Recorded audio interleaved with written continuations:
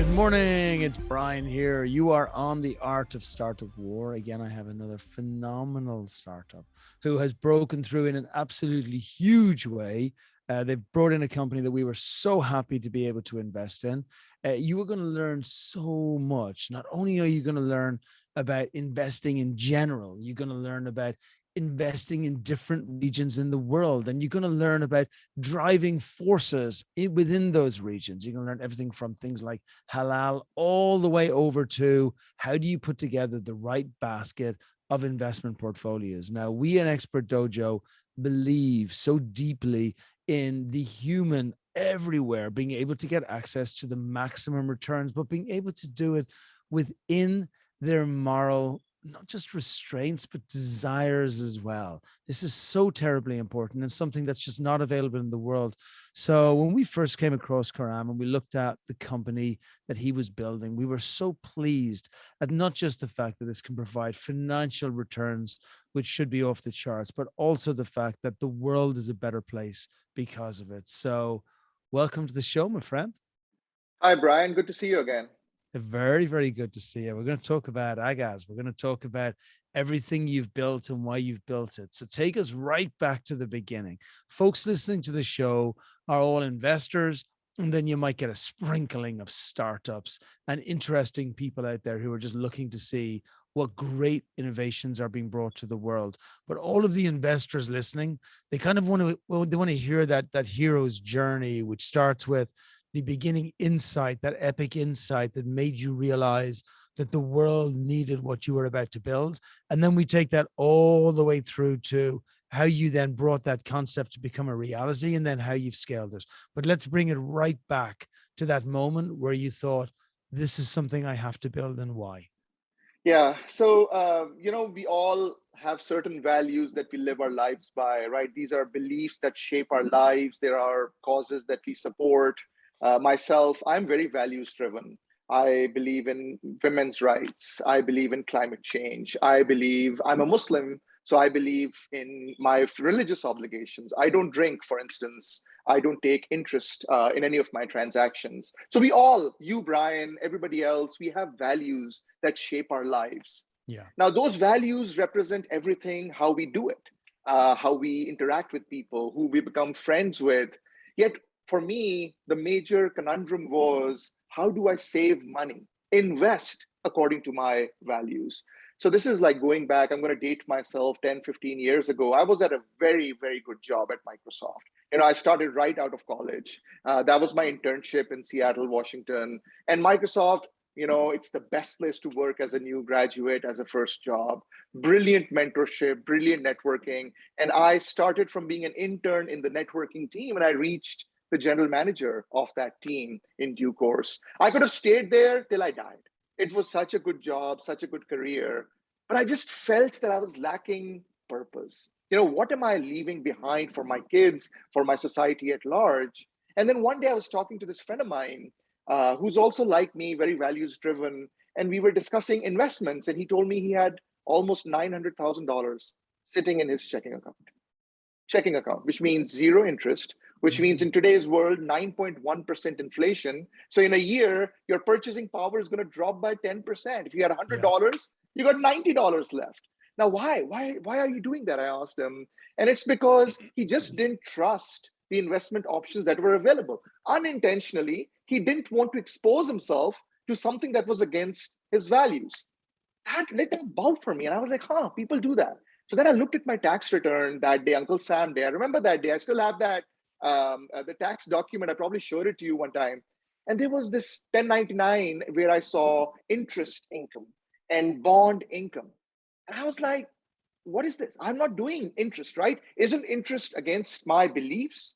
So that led me down this rabbit hole where I really learned about investments. How do you do investments that don't have to transact in interest or liquor or sin stocks or things that are against my values? A friend of mine, Claire, she doesn't invest in any company that doesn't have a woman on their board of directors. We all care for certain things, yet we are not able to reflect that in the way we invest. That's Aghaz. So Aghaz means that you don't have to sit out this game. You don't have to cheer from the sidelines. You can participate. You can save for your dreams. You can invest like your peers do, yet you don't have to compromise your beliefs. So that's how this entire journey started many years ago. And I'm glad that I quit all my careers, all my jobs, Microsoft, Oracle. And I've been doing it for 2 years, and I feel invigorated with the purpose and mission. I absolutely love it. And for most people, by the way, we all have values. We all have desires and wants. Just most of us believe, no, we don't have a choice. Like we believe that, well, we'll put it there. We'll see what happens. They'll take care of us. In which case they won't. And there are people getting directly hurt through investments that are being made, which you're not aware of where they're going to. So I loved the idea of intentionalism. I love the idea of being able to create a portfolio which is directly in line with those values. So one thing is thinking this, creating a world which reflects the companies that you want to be there, which allows you to earn the interest and the benefits from being engaged with those companies. Another thing is actually setting up a financial vehicle to allow people to do it. So I want to talk about the challenges, the walls that you walked into, the doors that got slammed in your face, the challenges of actually going from having that incredibly simple, like you have to become very smart to be in Microsoft for a while, but then once you're in Microsoft, like it's you can't leave if you could. Like you could stay there for your whole life. You could go home at 5 o'clock, and you swap that for a 17, 18-hour day and the most difficult lifestyle that anybody who's not in startup could possibly imagine. So talk to us about the implementation, how you did it, where you got the money, and just what some of those challenges were. So 17, 18 hours, Brian, you've been taking it easy, I think. You got to wrap it up. Yeah, I say that I have a tale of two careers, my career so far. So one was obviously the corporate career. When one fine morning, I decided to become an entrepreneur. It's a world of difference, complete night and day. And also the other shift I did was I'm a software developer. I wrote software. I ran teams that ran, every single virtual machine that deployed on Azure. My systems had something to do with it. It's a really large scale systems that we built. And I decided to become an investment advisor. Complete shift again. And it was the biggest challenge of my life, actually. First of all, mentally, to go from a place where I had a team of people preparing everything that I presented. PowerPoint deck that I would write, I had 3 people review it. Now I'm a startup founder, and in one fine hour, I'm talking about hiring and firing and accounting and marketing and compliance and SEC audits and so on. And I wouldn't do it any other way. The other thing I had to really do was learn this new domain from technology. Good thing is we are a fintech company, so much of what I did for the last 20 years was very transferable. The systems we built were based on the experience I had during my software engineering career. But the challenges were our customer segment, right? Many of us have Robinhood, Fidelity, or whatever accounts, but many of our customers don't. This is their first investment account. So we had to go out and register ourselves as an investment advisor with the SEC. That takes a while. There's a lot of paperwork, legal, lawyer, all that stuff. But we did all that. That was probably the hardest thing for us. I didn't even know where to start when I wanted to go down this path. But every long journey, you got to take the first step. So we did, and then the next, and then the next. So we launched Aghaz about a year ago, actually. It's just about turning to be a year now. Even then, we were sort of in a silent mode and all that. So I love Expert Dojo. I love the other accelerators that I've been a part of because they guide us. For me, I'm a very disciplined guy. You give me a goalpost, and I'm going to run all the way very, very fast to get there. But if somebody is coaching us, like you did, Brian, through our program, I really appreciate the discipline, the rigor, the guidance, telling me, hey, you're doing it wrong here. That's what I value. That's what I needed. So I strongly recommend everybody, if you have the opportunity, not everybody does. So I'm very grateful for my privilege on this. They should go down this path like that. So we launched about a year ago, and we raised stuff from angel networks and from some high net worth people, some friends and family, some of my Wharton connections. So we were able to raise a pre-seed round, which led us to about the first 6 months, a year of our launch. Since after that, I wanted to do a bigger round, but we're timing ourselves. We have to phase it. Right now, the landscape, the valuations are getting, as you know very well. So we are focusing on our growth right now, on our traction, on product innovation. We've done a bridge round in the middle just to get us through this year. Excuse me. And then we'll go for a round when we have more traction to demonstrate for that. So Very that's smart. really what we are doing right now. Yeah, very smart. I'm focusing on the traction and getting people engaged. And you talk about a very turbulent stock market, which in many ways in the long term is wonderful for you, because the challenge with a great market is that suddenly everybody thinks they're Gordon Gecko, right? They're like, this is great. I've got Greed is good. Yeah. 25% returns. This is fantastic. I'm a great stock market trader. I was like, you're not actually. You just are following a wave which is so big and so beautiful and so perfect that everybody can surf on that wave. But that's not the case now. Right now, you need knowledge. So you have to combine a couple of things. Previously, people were just focusing on, well, I'm going to do really well. I make money on the stock market. I'm great. I don't need support to do this. I don't believe they believe that anymore. They now understand that actually having a great guy, you speak about having a guide to take you through all of these people who are preparing for their future. And we get weaker and weaker as our years go on until we get to a stage where we can't really build that coffer box anymore to put more and more money into. Like, we've built what we've built and we're there. So you have to be tremendously careful with that portfolio. And the fact that you guide them through that, and at the same time align their values with what they invest in a world where values are becoming more and more difficult to actually have built into people, is such an incredible thing. So short term, it will create a great opportunity for content marketing, helping them, guiding them, be seen as their guru. Midterm, it will create a really strong brand awareness. And long term, I believe what's happening right now is going to create an incredible loyalty for those people who would have otherwise had a tremendously difficult time. And so talk us a little bit about kind of what you're doing on a daily basis to make that cycle true. Yeah, it's true. So Bill Gates said back when I was there at Microsoft that success is a lousy teacher, seduces people to think they can't fail.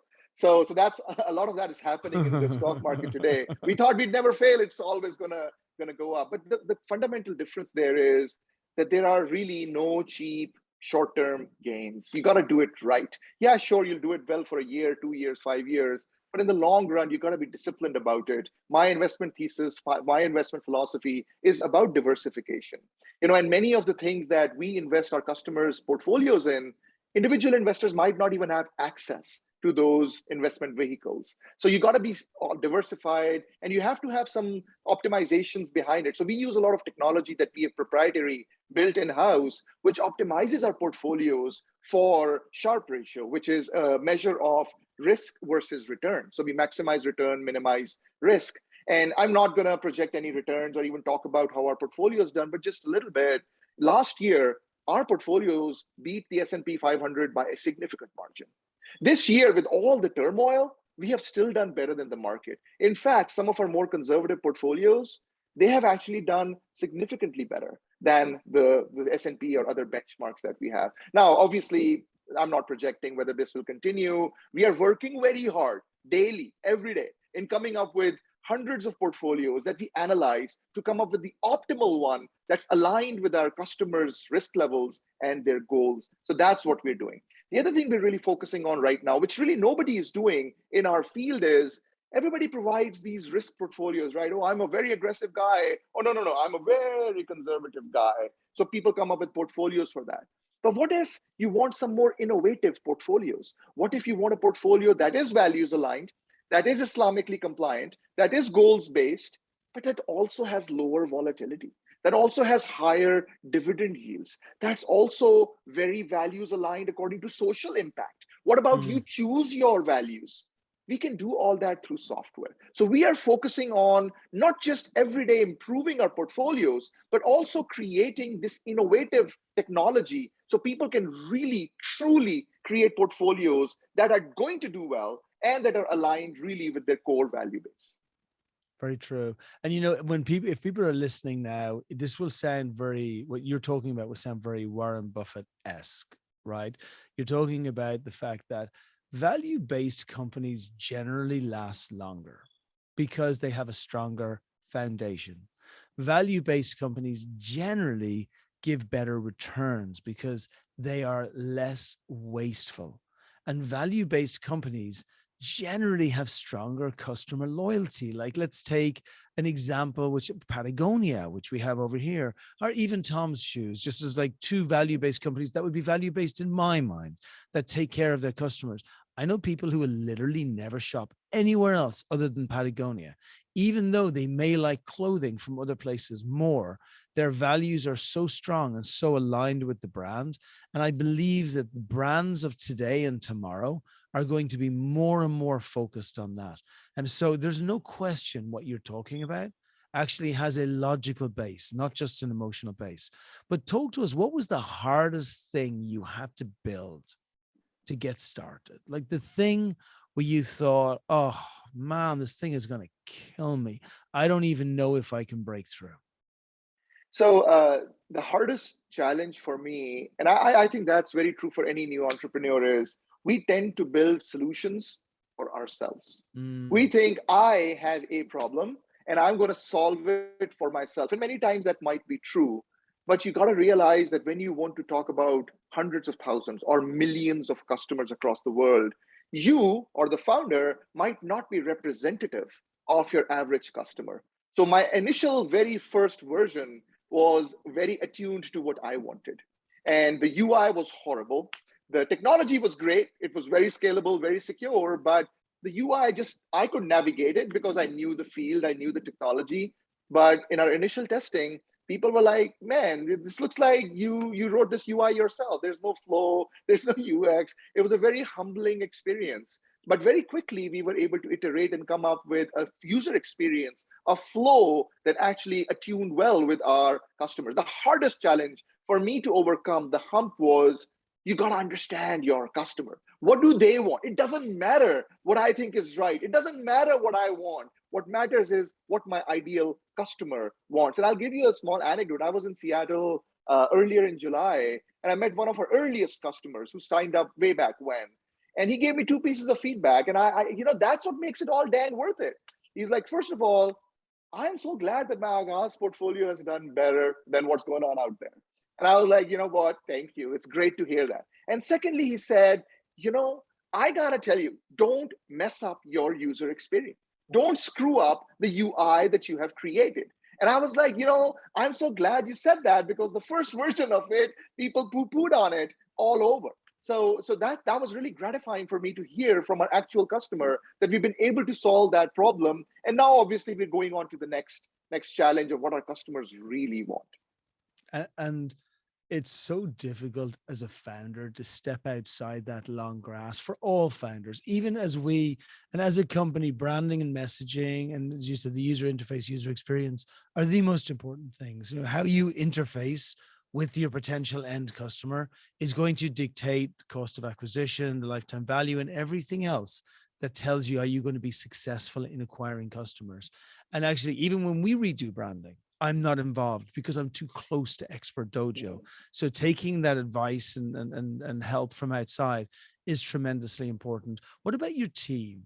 How did you find the right people to support you in building? That you were very fortunate because your technical background will have saved you a lot of money and given you an awful lot of drive and direction. But what about the other people who helped you with this lift? Yeah, so it's really interesting. I was at an event the other day. We were coaching some interns and some new college graduates, and I was reflecting and I realized I have not hired a single person from a job description. Like, I didn't post my job description out there and somebody applied and then became. No, this was all through people who had the initiative, who had the passion, who reached out, or who I reached out directly, and we talked about, look, there is a problem. You see the problem, I see the problem. What are we going to do about it? So most of my initial team was just people I knew or who knew me, and we were able to work together. Our first hire, really, other than our technology team. So our technology team, we've been working on it. We have an offshore setup where we have our development, our QA, our customer support. Those were set up very early to bring about our MVP. But the first key hire we hired in the US was Khadija, and she was actually my advisor before she became our full-time employee. So she actually helped us shape our strategy in place. She's very values driven. She has done this investment analysis long time in her career. She is very well accomplished in fintech worlds. So I was grateful for her to be interested in working with us. And then she stepped in and helped us really shape our strategy. And then somebody reached out who is not Muslim, but just passionate about values. And they were like, hey, I love what you're doing. I'll work with you for no salary. And I was like, I don't do that. You want to come with us? I love it. Let's figure out what works for me and what works for you, and let's get it going. So he helped our marketing for many, many months. And we would honestly not have gotten to the milestones we did without his help.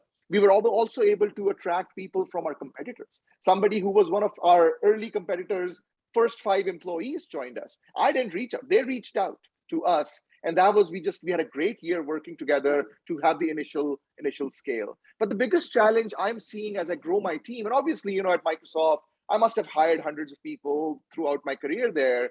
But when it's about your startup, you got to realize Dr. Marshall Goldsmith's book, what got you here, what won't get you there. So you have to continuously adapt. The first million or so of AUM that we got, our team was wonderful for that. And now we have to adapt and bring in more talent and bringing the right people who can help us scale even further to 50 million. And then maybe we need some more innovation to get to 100 million and beyond. So that's how we've been continuously iterating on our team. I recently got somebody else from, she has previous experience at Wall Street, working on operations, working on investment analysis, because that's what we got to keep doing. And I'm very grateful that I believe in interns and part-timers who are college students. So we have a bunch of people from UT Austin and others who are really helping us understand the customer segment that is these guys. I won't be able to relate to them as well. So we have a constant flow of interns that keep coming in and doing important work for us as well.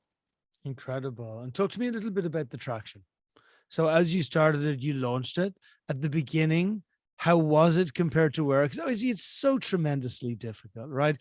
You finish the emotional part, which is telling everybody about what it's going to become. You then build on the marketplace, kind of a marketplace, because you have all of these offerings from all of these individual investment opportunities. And then you have that there, and then you start putting together the packages, which are all value-based. And all of that part is kind of the easy part for you, because it's all in line with a very methodological, sequential process that you're building. But bringing in customers is none of that, right? We think, well, we can get a cost of acquisition and we can do this, but there are so many ways to find people, and human beings are so nuanced and so complicated, and their behaviors are so unpredictable. So talk to us about that first moment when you started advertising, outreaching, trying to find customers to bring on the platform, and then how you cracked it and started to build from there.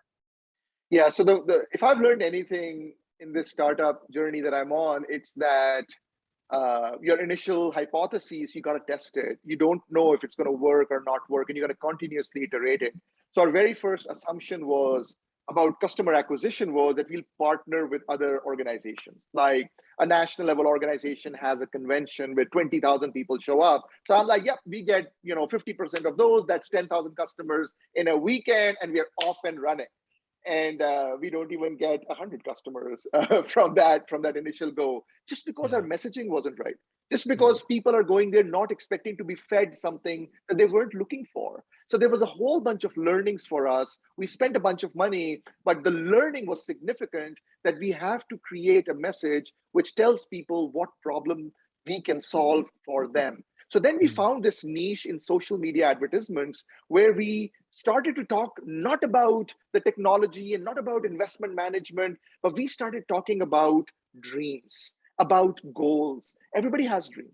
My wife wants to open up a children's Montessori. My son, he's going to go to college this fall. He wants to buy a car.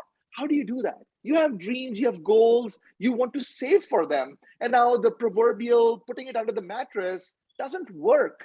We have to be able to save and invest according to our values. So we really pivoted on this notion of dreams. What are your dreams? How do you save for your dreams? So we are a goals-based investment advisor. So we pivoted not about the underlying technology, but about what do you want to save for? And it's been awesome to see what people have goals. Like somebody, they have this goal about a computer science boot camp that they're saving for, because that's important for them. Some people have a goal for marriage. They want to save for their marriage and so on.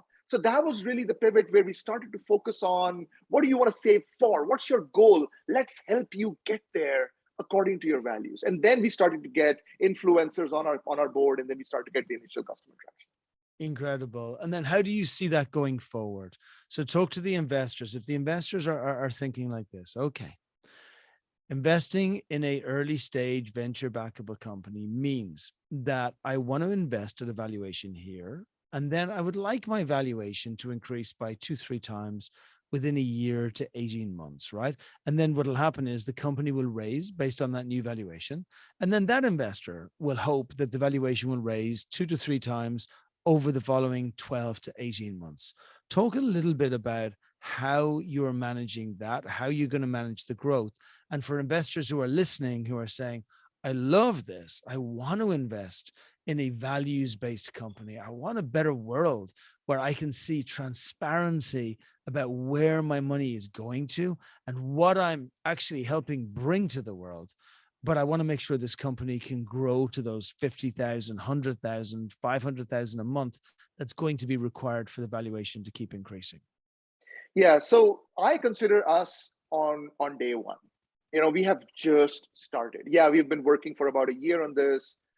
We've raised money about 18 months to 2 years ago, but we have just gotten started. What we have is an initial MVP plus product, which helps people invest for their goals according to their values. But there is so much to do. There's many examples I could give you of the things that we're working on, but I'll give you one. Donor advised funds in the US, that's a significant saving strategy for higher net worth people. The Jewish donor advised fund or communal fund, that's worth over $3 billion. B, capital B. Now, there's about 6 million Jewish community members in this country and about 6 million Muslims in the country. The Muslim donor advised fund is less than $1 million with an M. Wow. Wow. I mean, just do the math, right? And net worth wise, we are not far from our peers in the demographic. So there is so much to do. There's just nothing that exists today. Talk about Islamic values-based sustainability goals. Nothing like that exists here. Neo banking. How do you invest according to your values and save? How do you do insurance things? How do you do estate planning? There is so much, the umbrella of potential offerings according to your values and keeping up with the modern methodologies of fintech startups. We have done nothing, squat, and that's all our roadmap. So I believe that we have just gotten started. We have a few thousand customers with very minimal advertisement, right? We haven't really done any marketing, but we have grand ambitions to be first to market for many of these solutions that I mentioned, to create a world where financial inclusion is not an afterthought, where people like me, my wife, my son, my friends, we have an equal shot at doing well while doing good. And that's really what our mission is. So for the investors, right, we have just gotten started. We have one round plus a small bridge after that. Our valuation is still criminally low, and that's okay. We have just gotten started. We are really learning. But I feel as we do some of these features that I mentioned to you, and we expect our AUM to 10x over the next 18 months, we hope that our valuation will continue to track on a similar trajectory as well. I love that our valuation is criminally low. I'm gonna let you finish in a moment with sharing with investors why they should be involved with you. I know you don't need anything necessarily now, but you want to start engaging in conversations where we're always raising and building because this vision is huge. But before I let you finish by giving that and your contact details so people can get through to you, I just want to really draw a line under the vision that you just spoke about there. An entrepreneur really only has 3, maybe 4 things to do, right? There are 3 that everybody agrees, and there's 1 additional that Expert Dojo are violently driving to put in there, right? So first of all, you have to make sure you hire the right people. You have to bring the right people through. Our job as CEOs is to make sure that we build a team around us who are better than us in all aspects. And that is harder at the beginning, and it gets easier as we become bigger and better and stronger, right? The second thing that we have to do is we have to make sure that we maintain the vision of the company. And that vision is so interesting because you just heard like how the company evolves. It starts in one place of managing values. And I really like this because it's not just we manage money. We manage your moral compass, using money as the vehicle to help us make sure that you live the life that you want to be proud of when you look back and say, what did I enable in this world? Not what did I invest in? That's too cold and it doesn't give you any accountability. What did I enable in this world? What came to fruition because of me? So the way you've taken your vision and said, look, what we're doing with managing people's portfolio, it's really important because this has to be a basic for this is like table stakes when I arrive to say, this is what's expected. But we can go so much further. We can manage all of the fiscal responsibility that every single Muslim has everywhere in the world. And that goes to how they bank, where they bank, how they engage with money, where they spend it, literally everything. So your vision is very clear to people that you know exactly what you're doing and where you're going to go to. And the third part of it, you covered really well there, which is on making sure that you're driving growth. Super important to make sure that that growth is always moving forward. And to your point, you need to learn, you need to adapt, and then you need to execute all the time, especially at the beginning, rather than just running quickly in one direction. And that ability to be able to sit back and make sure that you have that covered all the time is a very strong founder's ability that you obviously have. And then the final part is making sure that you have enough money for the company to be able to successfully thrive, not survive. That's not a venture backable company. That is a normal company. A venture backable company is that you have the money to thrive, which is what you're doing right now. So I love this little package because you have it all. But what I want investors to take away today is the potential of billions of Muslims all around the world who have value systems like this.